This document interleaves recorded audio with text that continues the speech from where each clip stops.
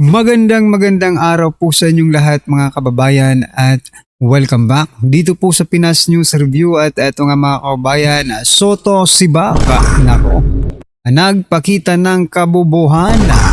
Ayan mga kababayan, patungkol po riyan ang ating aalamin at bibigyan ng reaksyon sa video ito.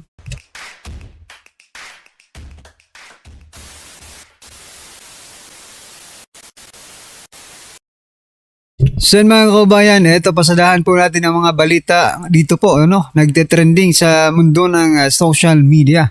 No? Unahin na po natin ito mga kababayan, ito pong si Senator Ping Lacson. Sabi po dito ni Senator Ping Lacson mga kababayan, kodita sa Senado, isang continuing crime. Ayon kay Senator Ping Lacson, may umuusbong bang banta ng liderato sa Senado ng Senado? Ganito na lang, katulad ng rebellion, ang banta laban sa pagka-Senate President ay isang continuing crime.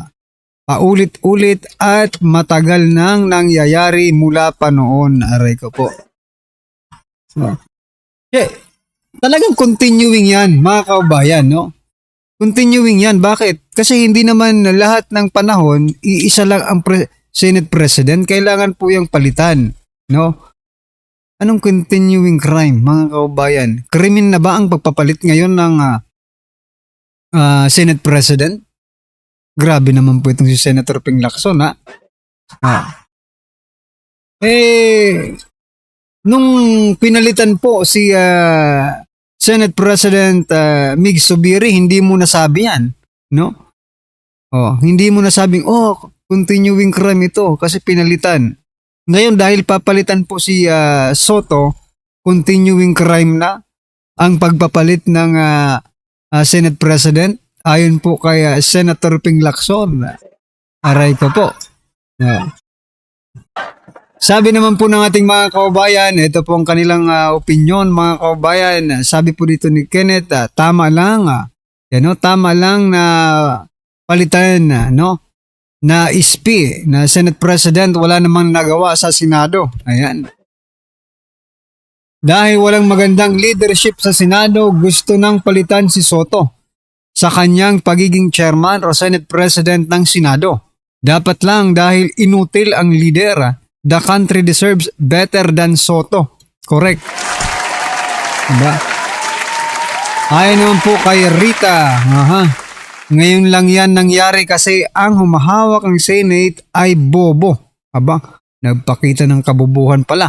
Bias masyado in favor kay Tamba, Bangag, Laksot at kasamahan nilang mga mandurugas, buwaya, law bender, ungrateful, liar, lahat na lang at manipulator.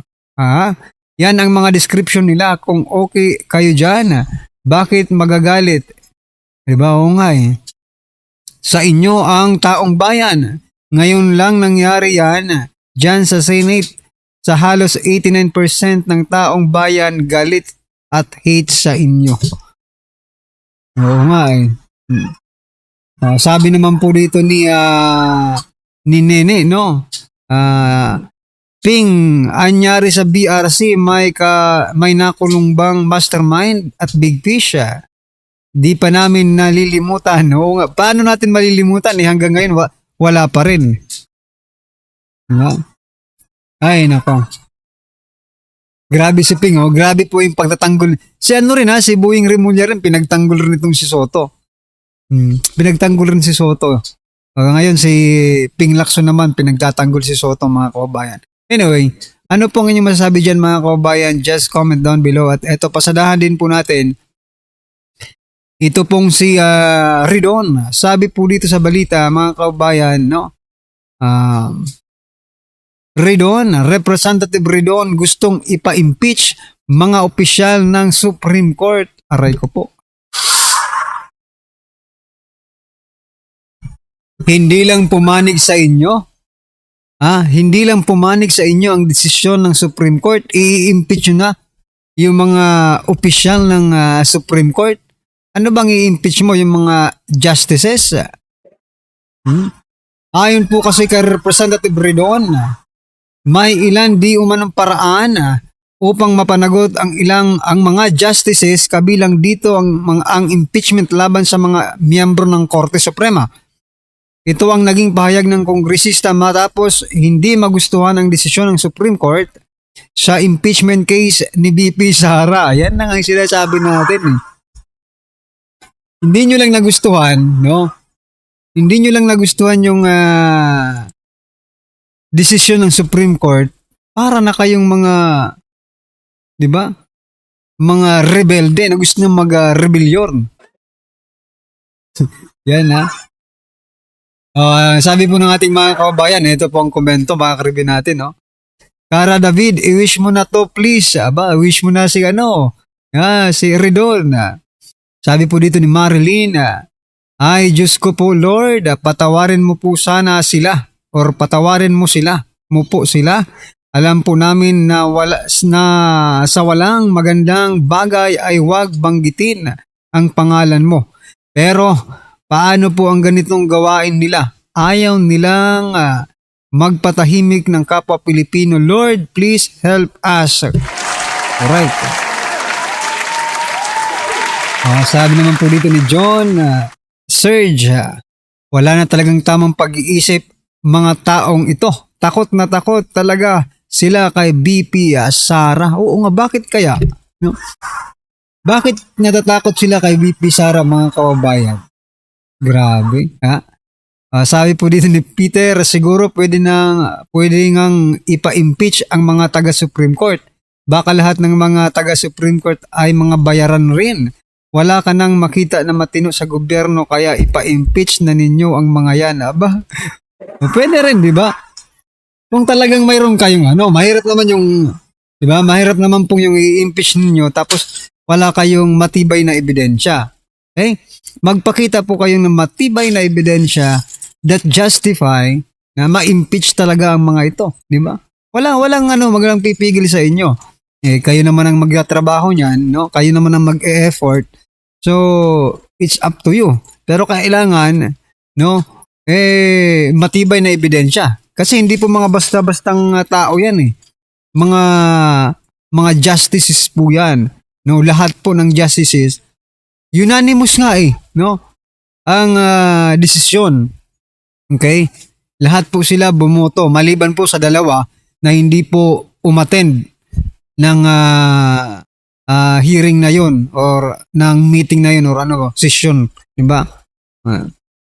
So, yan, ano po ang inyong masasabi dyan? Sabi pa po dito, sa One Ball University galing ito. Kasama ba ito? Parang hindi naman di ba? Ay nako, ang lupit mo, Kokey. Ang lupit nga eh. No, okay ka, Kokey. Okay talaga itong si Kokey. Anyway, ano po ang inyong masasabi dyan, mga kababayan? Just comment down below. At eto, pasadahan din po natin ito, mga kababayan. Ito pong si Auntie Claire. Sabi po dito ni Auntie Claire, mga kababayan, Marcos Jr. nababahala sa impeachment. Hindi para sa sarili, kundi para sa ekonomiya. Niloloko nyo ba? Tapusin muna natin. Tapusin niya natin basahin to. Gusto ko lang bigyan. Excited ako kasi grabe ito. Di ba? Sabi po dito, so nababahala po ang Pangulo sa impeachment complaint na isinampa sa kanya. Hindi para sa sarili niya, pero nag-aala siya sa epekto nito sa ekonomiya. Aba. Ano naman ang kinalaman nito? Matagal nang bagsak ang ekonomiya. Claire Castro, wala ka na yatang ibang masabi. Ba? Matagal na po nabagsak ang ekonomiya, mga kababayan. Hindi lang dahil sasabihin ni Castro na dahil sa impeachment. Niloloko niyo talaga kami. Anong malay natin? Bumalik po ang sigla ng ekonomiya sa ating bansa. Ngayong may impeachment si President Bongbong Marcos Jr., di ba? Baka sabihin kasi ng ibang mga foreign investor, okay. They will change their corrupt government, di ba? They will change their corrupt government. Di ngayon puntahan na sila dito dahil alam na po nila na mababago na po ang pinakakorrupt na gobyerno sa kasaysayan ng Pilipinas. Di ba? Posible ang ganun. Kaya, wag mong i-negative agad. Claire, maging positibo ka naman. Maging kasi kami positive kami, di ba? Positive po kami sa magiging resulta kapag na-impeach si President Bongbong Marcos Jr. Maybe the economy will grow, no? Will be progressive, prosper, di ba? Prosper. Pero, kung sasabihin mo ang ekonomiya natin ay lalala, matagal nang malala. Ha? Matagal nang malala ang ekonomiya, mga kababayan ng Pilipinas simula ng administrasyon ni President Bongbong Marcos Jr. Di ba? Anyway, eto, basahin natin ang ilan po sa mga naging komento ng ating mga kababayan patungkol po sa balitang yan. Ako po, sabi po dito ni Lordeta Reyes Flores, flood control issue ngayon, wala pang nakukulong. Oo nga eh. Yung ginugulo nila ang rule of law. At last resort ni BBM is impeachment martial law. Impeachment martial law. Hindi lang de facto like Kong Levesque mentioned kung talagang martial law to return his power. Pwede rin, di ba? Kasi yun ang pinalalabas nila ngayon eh. No? Para sa ekonomiya, ang tanong sino ang namumuno ngayon na talamak ang nakawan na hanggang ngayon ay panay investigasyon, wala namang big fish o mastermind na nakulong. Puro pagdatakip ang ginagawang investigasyon. 3 years nang bagsak ang Pinas. Correct. Yan yung sinasabi ko kanina, mga kababayan. No? Matagal na. Sabi, matatawa ka dito sa komentong ito. Yan ba ang dahilan, Claire? Yan ba ang dahilan, Claire? Walang naniniwala eh. No? Kahit wala bagsak na ekonomiya. Oo nga eh. Wala talagang naniniwala dito kay Claire Castro, mga kababayan. Pinipilit pa talaga ang sarili kahit hindi pa kaya. Sige, para matapos na ang paghihirap niya. Aba, meron ba dapat ikabahala? Wala naman eh. No? Sanay na tayo. Biruin mo, 3 years na. No, hindi nasanin ng taong bayan sa hirap. No? Hirap na po ang ating bansa. Matagal nang humina at bumagsak ang ekonomiya natin nang umupo itong kasalukuyang administrasyon. Yung comments po, no? Yung comments po ng ating mga kababayan, pare-parehas lang po. Pati yung komento natin, pare-parehas din sa kanila. Matagal na po. Matagal na po. Hindi lang ngayon na mayroon pong impeachment ang ating presidente. Okay? At eto, mga kababayan, last po natin pag-uusapan patungkol pa rin kay Soto. Ayan. Sabi po kasi dito sa balita, mga kababayan, Tito Soto iginiit na mahihina ang kokote ng kanyang mga kritiko. Sabi niya dito, sino ang mga nagsasabing mali ako at nakikialam ako? Puro troll ang nagsasabing mali ako at yung mga mahihina ang kokote. Nako, mali ka po dyan. No? Hindi po mga troll ang nagsasabi sa iyo niyan. No?